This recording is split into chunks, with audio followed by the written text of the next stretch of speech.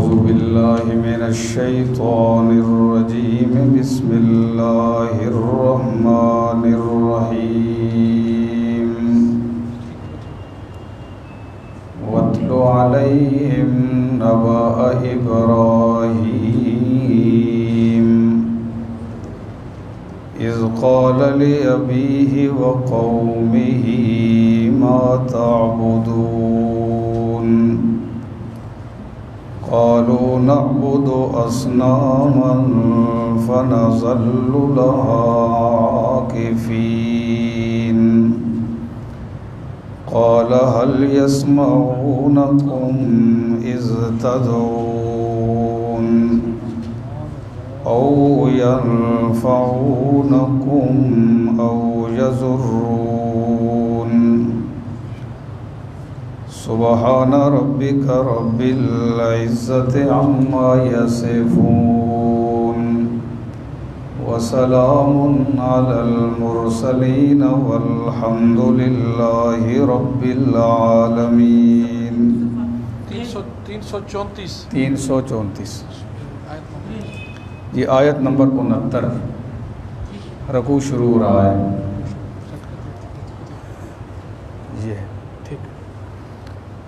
اللہم صلی علی سیدنا و مولانا محمد وعلی آل سیدنا و مولانا محمد وبارک وسلم ثم صلی علیہ.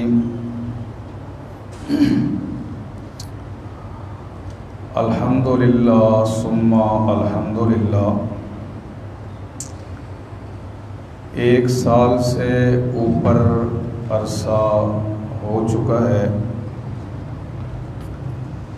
درس قرآن کا یہ سلسلہ جاری و ساری ہے. اللہ تعالیٰ اس سلسلے کو تا دیر جاری رکھے.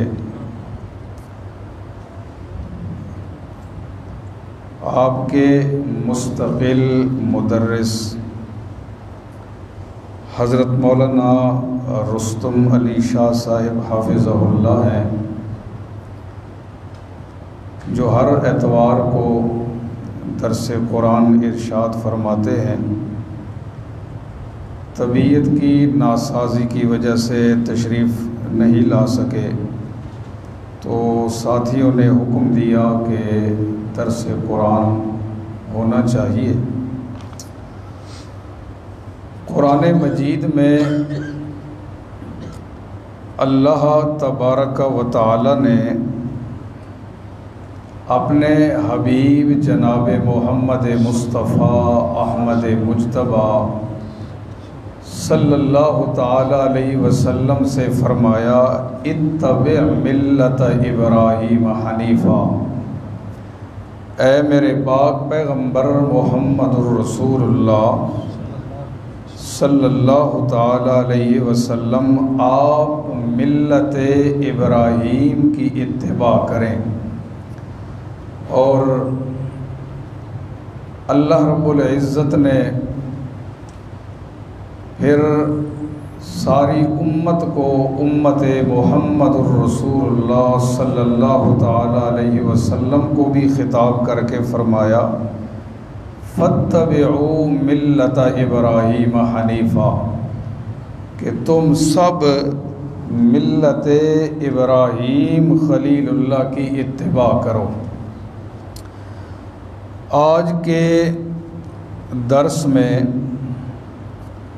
حضرت ابراہیم علیہ السلام کی ملت کے متعلق ہم پڑھیں گے کہ ملت ابراہیم کیا چیز ہے. اللہ نے جو فرمایا اپنے نبی کو کہ آپ حضرت ابراہیم علیہ السلام کی ملت کی اتباع کریں، ہمیں پتہ ہونا چاہیے کہ ملت ابراہیم کیا چیز ہے.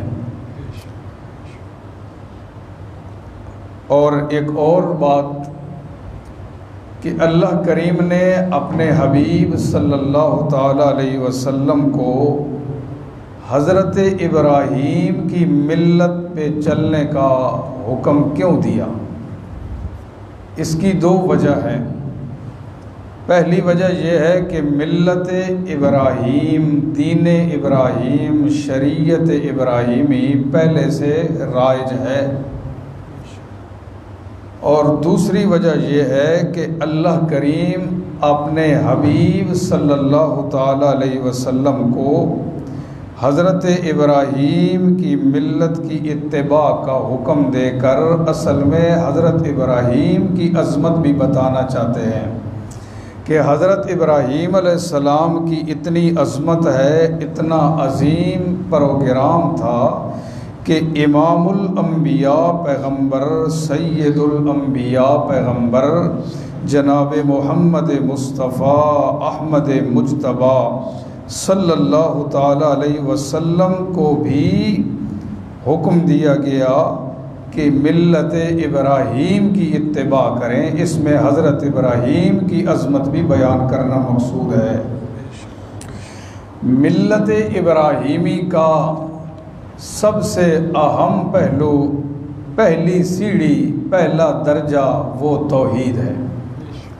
حضرت ابراہیم علیہ السلام نے مختلف دلائل سے، مختلف انداز سے اللہ کا مسئلہ توحید لوگوں کو سنایا۔ ایک انداز حضرت ابراہیم علیہ السلام کا یہاں جو آیات مبارکہ میں نے پڑھی ہیں اللہ نے یہاں ذکر فرمایا ہے۔ اب توجہ کریں، اللہ فرماتے ہیں وَاتْلُ عَلَيْهِمْ نَبَأَ إِبْرَاهِيمَ، اے میرے پیغمبر محمد الرسول اللہ صلی اللہ تعالی علیہ وسلم، پڑھیے ان لوگوں پر ابراہیم علیہ السلام کی خبر، یعنی ان لوگوں کو حضرت ابراہیم خلیل اللہ علیہ الصلاۃ والتسلیم کا حال سنائیے۔ اذ قال لأبیہ وقومہ ما تعبدون، جب حضرت ابراہیم علیہ الصلاۃ والسلام نے کہا اپنے باپ کے لیے اور اپنی قوم کے لیے ما تعبدون، تم کس چیز کی پوجا کرتے ہو، یعنی تمہاری عبادت، تمہاری پوجا، جو بتوں کی پوجا کر رہے اس کی کیا حقیقت ہے؟ تو سب نے جواب دیا، قوم نے کہنے لگے نعبد اصناما، ہم پوجا کرتے ہیں بتوں کی، فنظل لها عاکفین، سارا دن ہم ان کے پاس بیٹھے رہتے ہیں۔ حضرت ابراہیم علیہ السلام نے سوال کر کے اب حضرت ابراہیم نے یہاں جو دلیل کا انداز اپنایا، سبحان اللہ۔ سورہ بقرہ میں حضرت ابراہیم علیہ السلام کا نمرود سے جب مکالمہ ہوا، وہاں انداز کچھ اور ہے، وہاں انداز یہ ہے، اللہ فرماتے ہیں الم تر الی الذی حاج ابراہیم فی ربہ ان آتاہ اللہ الملک اذ قال ابراہیم ربی الذی یحیی و یمیت۔ نمرود کے سامنے حضرت ابراہیم علیہ السلام نے دلیل یہ دی کہ میرا رب وہ ہے یحیی و یمیت، جو زندہ کرتا ہے اور مارتا ہے۔ وہاں دلیل کا انداز کیا ہے کہ زندگی اور موت کا مالک اللہ ہے، میرا رب ہے۔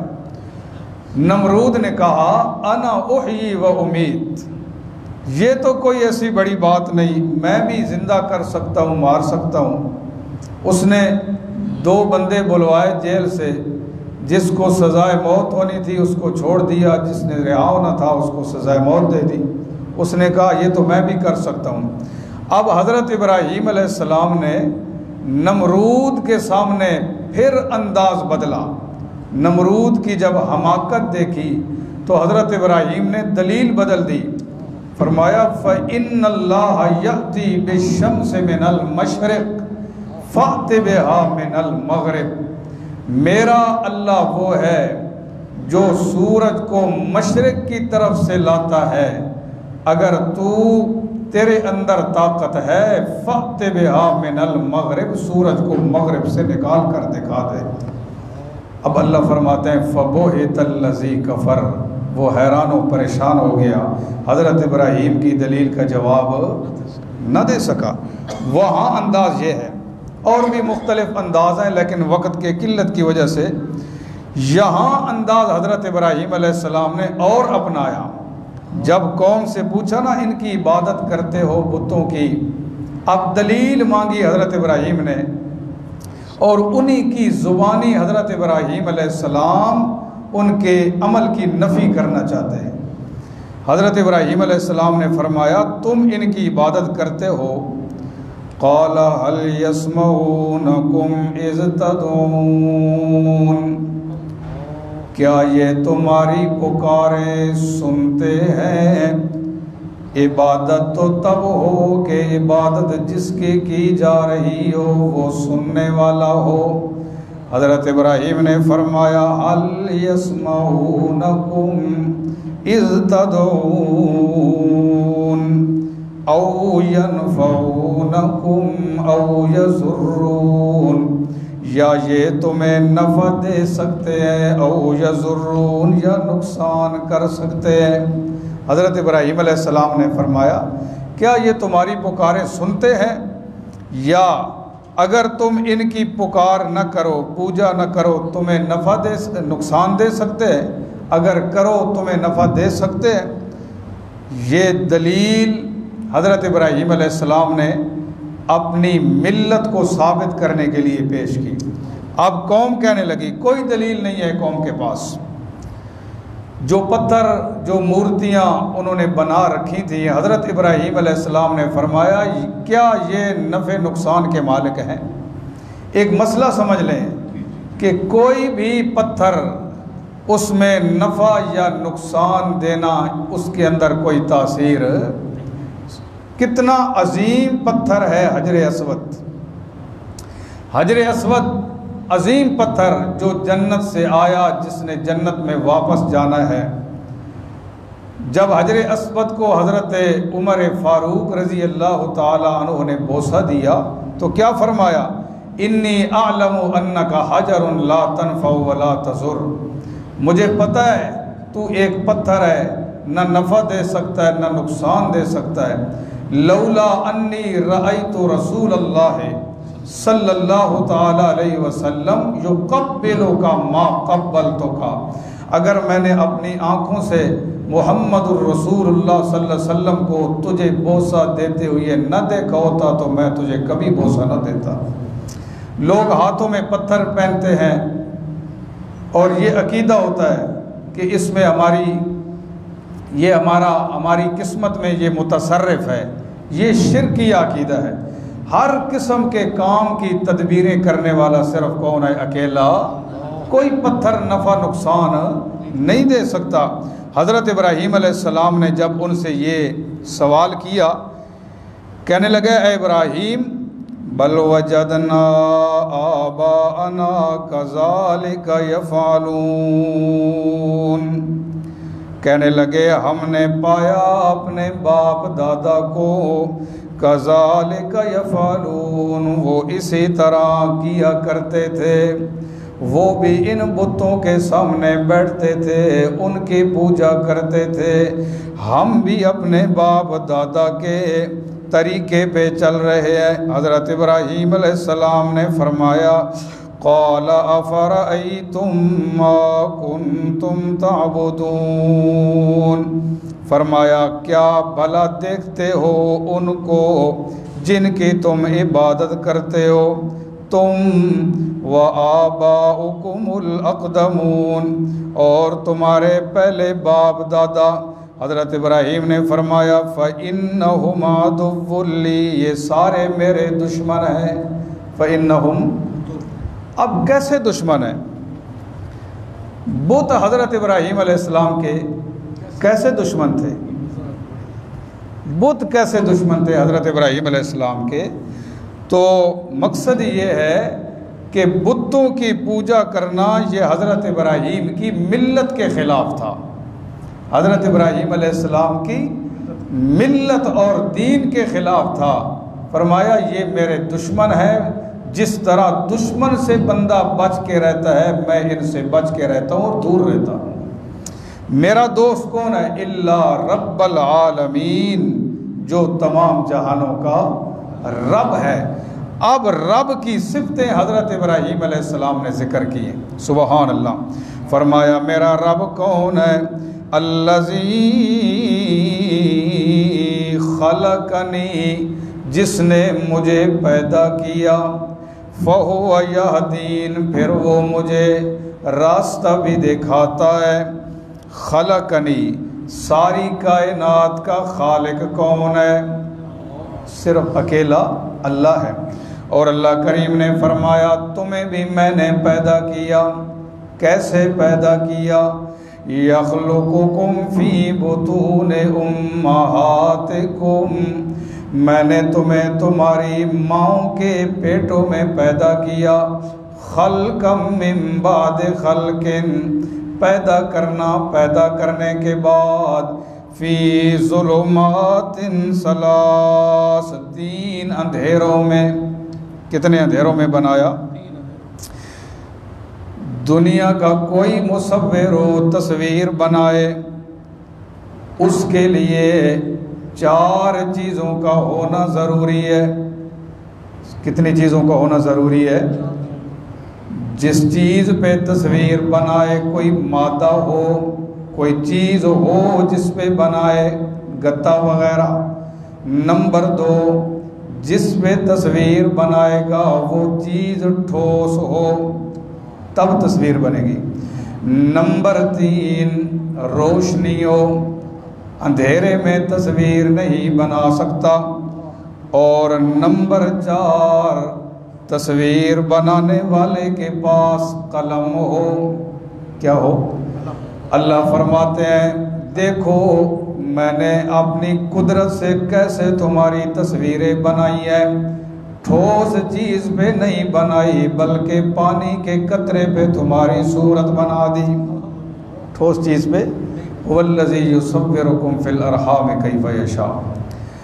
پھر روشنی بھی نہیں ہے، اندھیرے میں بنا دی۔ ایک اندھیرے بھی نہیں، 3 اندھیروں میں تمہاری تصویریں بنائی۔ ماں کے پیٹ کا اندھیرا، رحم کا اندھیرا، پھر اس جھلی اور پردے کا اندھیرا، 3 اندھیروں میں بنا دی۔ پھر میں نے قلم کون سا چلایا؟ میں نے اپنی قدرت کے قلم سے تمہاری تصویریں بنا کر تمہیں اشرف المخلوقات بنا ڈالا۔ اللہ اللہ۔ حضرت ابراہیم نے فرمایا میرا رب وہ ہے جو میرا خالق ہے۔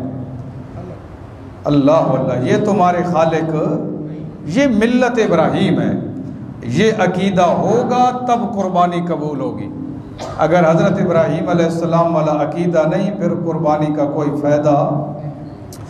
اللہ اللہ فرمایا والذی هو یطعمنی ویسقین، میرا رب وہ ہے یطعمنی، جو مجھے کھلاتا بھی ہے، ویسقین، اور مجھے پلاتا بھی ہے۔ ساری کائنات کو کھلانے والا پلانے والا صرف کون؟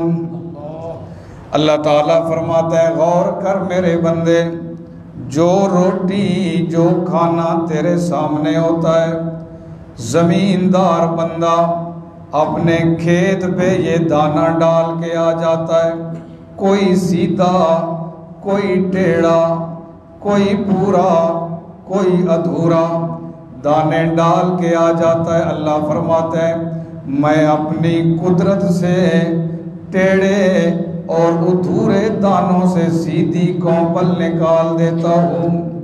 سیدھی کونپل ہر گیا ہے کہ الضمیر رویت وحدہ لا شریک لہ گویت، ہر دن کا جو زمین سے نکلتا ہے وہ گواہی دے رہا ہوتا ہے کہ اس اللہ کا کوئی شریک۔ پھر وہ اللہ فرماتے ہیں روزی میں تیرے لیے نکالتا ہوں، تیرے لیے بھی اسی زمین سے روزی نکالی، تیرے جانوروں کے لیے بھی اسی زمین سے روزی نکالی۔ تو حضرت ابراہیم نے فرمایا مجھے کھلانے والا کون ہے؟ مجھے پلانے والا میرا یہ حضرت ابراہیم اپنے رب کا تعارف کرا رہے ہیں، یہ ملت ابراہیم خلیل اللہ ہے۔ اللہ اللہ، حضرت ابراہیم علیہ السلام کی یہ عادت مبارکہ تھی۔ فرمایا نا مجھے کھلاتا میرا اللہ ہے، پلاتا بھی میرا اللہ ہے۔ حضرت ابراہیم کا مزاج بھی یہ تھا، جب تک اپنے دسترخوان پہ کسی کو بلا نہ لیتے کھانا نہیں کھاتے تھے۔ آگے فرمایا وَإِذَا مَرِضْتُ فَهُوَ يَشْفِينِ، میرا خالق وہ ہے جب میں بیمار ہوتا ہوں تو مجھے شفا دے دیتا ہے۔ بیماری ایک بڑی نکتے کی بات ہے، آپ اہل ذوق ہیں، محبت کرنے والے دوست ہیں، ایک نکتہ عرض کرنا چاہتا ہوں۔ حضرت ابراہیم علیہ السلام نے پیچھے جو اللہ کی صفتیں بیان کی ہیں نا، فرمایا اللہ نے مجھے پیدا کیا، مجھے راہ دکھاتا ہے، مجھے کھلاتا ہے، مجھے پلاتا ہے، لیکن یہاں پر جب بیماری کا ذکر کیا تو انداز بدل دیا۔ یہ نہیں کہا کہ مجھے بیماری لگاتا ہے، فرمایا میں بیمار جب ہو جاتا ہوں، میں جب بیمار ہو جاتا ہوں۔ کیا وجہ ہے؟ بیماری چونکہ تکلیف ہے، صدمہ ہے، اور شفا نعمت ہے، شفا نعمت ہے۔ اللہ سب بیماروں کو شفا کاملہ عاجلہ نصیب فرمائے۔ حضرت ابراہیم کا ادب دیکھو کہ تکلیف کی نسبت اللہ کی طرف نہیں کی، شفا کی نسبت اللہ کی طرف کر دی۔ اللہ اللہ، حالانکہ بیماری آتی کس کی طرف سے ہے؟ اللہ۔ بیماری ہر بشر کو لگ سکتی ہے، نبیوں کو بیماری لگ سکتی ہے۔ حضرت ایوب علیہ السلام کا ذکر قرآن میں ہے، 18 سال بیمار رہے، اور جب نمبر آیا سرکار دو عالم صلی اللہ تعالیٰ علیہ وسلم کا، میرے پیغمبر بھی بیمار رہے۔ نبی اکرم صلی اللہ تعالیٰ علیہ وسلم اپنی وفات سے پہلے 13 یا 14 دن بیمار رہے۔ اور ایک بڑی قیمتی بات بتا دوں، میرے نبی کی آخری جو بیماری ہے، اس کے جو 7 دن آخری میرے نبی کی زندگی کے، وہ حضرت امی عائشہ صدیقہ رضی اللہ تعالی عنہا کے حجرہ مبارکہ میں گزرے ہیں۔ میں بیماری کا بتانا چاہتا ہوں کہ نبی پاک صلی اللہ علیہ وسلم جس بیماری میں فوت ہوئی ہے نا، آپ کے سر مبارک کو بڑا شدید درد ہوتا تھا۔ حدیث کے الفاظ ہیں، آپ نے ایک مرتبہ فرمایا واہ رأساؤ، ہائے میرا سر، میرے سر کا درد۔ اور حدیث میں آتا ہے جب اللہ کے نبی کو شدید بخار ہوتا، بخاری شریف کی روایت ہے، نبی اکرم صلی اللہ علیہ وسلم آخری 3 سورتیں پڑھ کے اپنے دم کر کے اپنے ہاتھ پہ اپنے جسم پہ پھیر لیا کرتے تھے۔ اللہ اللہ، تو بیماری جو ہے یہ اللہ کی طرف سے ہے، بیماری لگانے والا بھی اللہ ہے، شفائیں دینے والا بھی۔ حضرت ابراہیم نے فرمایا میرا رب وہ ہے جو مجھے، میں بیمار ہو جاتا ہوں تو مجھے شفا عطا فرما دیتا ہے۔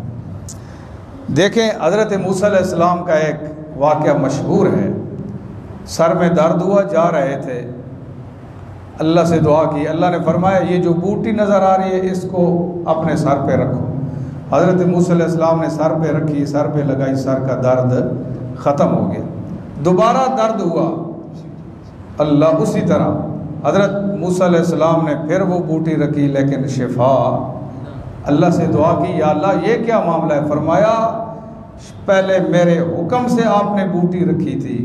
اللہ اللہ، تو بیماری لگانا یہ بھی میرے اختیار میں ہے، اور شفائیں عطا کرنا یہ بھی میرے اختیار میں ہے۔ اللہ اللہ، حضرت ابراہیم نے فرمایا میرا رب وہ ہے، میں جب بیمار ہوتا ہوں مجھے شفا دیتا ہے۔ والذی یمیتنی ثم یحیین، وہ میرا اللہ جو مجھے موت دے گا پھر زندہ کرے گا۔ والذی اطمع، اور میرا اللہ وہ ہے میں امید کرتا ہوں ان یغفر لی، مجھے بخش دے گا میری غلطیاں۔ اچھا خطیئتی، اب سوال ہوگا کہ پیغمبر تو گناہوں سے معصوم ہوتا ہے، یہاں خطا ظاہری لغزش کے معنی میں ہے، یہاں خطا کس معنی میں ہے؟ وہ خطا ہوتی نہیں ہے، لیکن دیکھنے والا جس کو خطا سمجھے، لغزش پیغمبر سے نہیں ہوتی، لیکن فرمایا اگر ہو جائے کوئی سمجھنے والا یوں سمجھ لے اللہ میری وہ لفظ بھی معاف فرما دے۔ رب حب لی حکما والحقنی بالصالحین، یہاں حضرت ابراہیم علیہ السلام کی کچھ دعائیں ہیں، اگر وقت ہو تو میں ذکر کر دوں، اگر وقت ہو تو تھوڑا آگے میں حضرت ابراہیم کی دعائیں ذکر کر دوں یا دعا کرا دیں۔ فرمایا رب حب لی حکما، اے میرے اللہ مجھے حکم عطا فرما، حکم سے مراد علم ہے اور عمل ہے، والحقنی بالصالحین، اور مجھے اعلیٰ درجے کے نیک لوگوں کے ساتھ ملائے رکھ، یعنی نبیوں کے ساتھ، واجعل لی لسان صدق فی الآخرین، اور میرا پچھلے لوگوں میں ذکر بلند رکھنا۔ یہاں لسان بمعنی ذکر ہے، آج بھی حضرت ابراہیم کا ذکر ہوتا ہے یا نہیں ہوتا؟ واجعلنی من ورثۃ جنت النعیم، اور مجھے جنت کے جو وارث لوگ ہیں ان میں بنا دے، واغفر لأبی انہ کان من الضالین۔ یہ بات میں سمجھانا چاہتا ہوں۔ فرمایا میرے باپ کو بخش دے اے میرے اللہ، وہ گمراہ تھا۔ اللہ اللہ، سوال یہ پیدا ہوتا ہے کہ حضرت ابراہیم علیہ السلام کا باپ مشرک تھا، حضرت ابراہیم نے مشرک کے لیے دعا کیوں کی، حالانکہ اللہ نے منع کر دیا ہے؟ اللہ نے کیا کیا ہوا ہے؟ منع کیا ہوا ہے۔ ایسا مشرک جس پہ مور جباریت لگ چکی ہو، اس کے لیے زندگی میں بھی آپ ہدایت کی دعا نہیں کر سکتے، لیکن یہ صرف اللہ نبیوں کو بتاتے ہیں کہ یہ وہ کافر یا مشرک ہے جس پہ مور جباریت لگ چکی ہے۔ ہم جب دعا کریں گے مشرک کے بارے میں جو زندہ ہوا، ہم کہیں گے اگر اس کی قسمت میں ہدایت ہے تو اسے ہدایت یا اللہ عطا فرما دے۔ اگر کوئی حالت شرک میں مر گیا پھر کسی مشرک کے لیے دعا کی اجازت نہیں ہے۔ حضرت ابراہیم علیہ السلام نے دعا کی لیکن اللہ نے پھر منع فرما دیا۔ سورہ توبہ اور آیت نمبر 114 میں ہے، فرمایا وَمَا كَانَ اسْتِغْفَارُ إِبْرَاهِيمَ لِأَبِيهِ إِلَّا عَن مَّوْعِدَةٍ وَعَدَهَا إِيَّاهُ فَلَمَّا تَبَيَّنَ لَهُ أَنَّهُ عَدُوٌّ لِلَّهِ تَبَرَّأَ مِنْهُ۔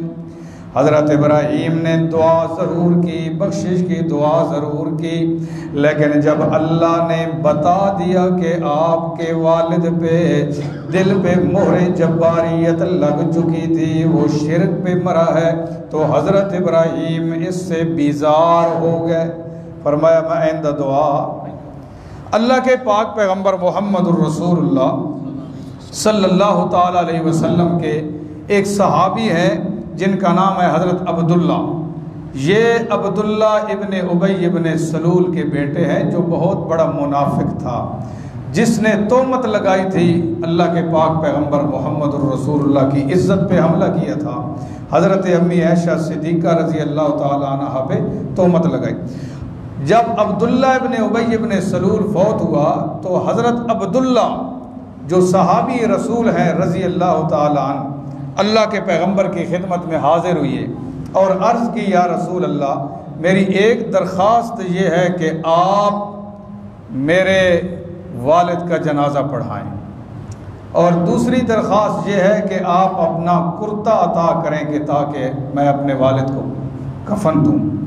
نبی اکرم صلی اللہ علیہ وسلم نے حضرت عبداللہ کی دونوں درخواستیں قبول فرما لیں۔ کیوں؟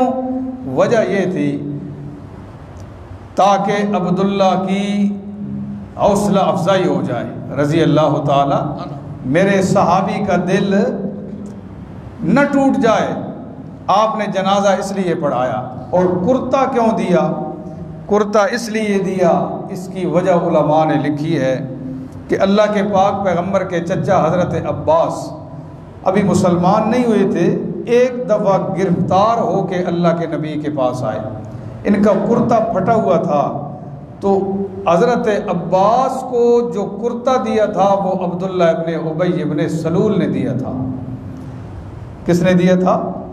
تو اللہ کے پاک پیغمبر نے اسی کرتے کا بدلہ دینے کے لیے کہا چلو میں اپنا کرتا بھی اس کو دے دیتا ہوں۔ جنازہ پڑھایا، کچھ لوگ کہتے ہیں جنازہ نہیں پڑھایا، دو روایات ہیں۔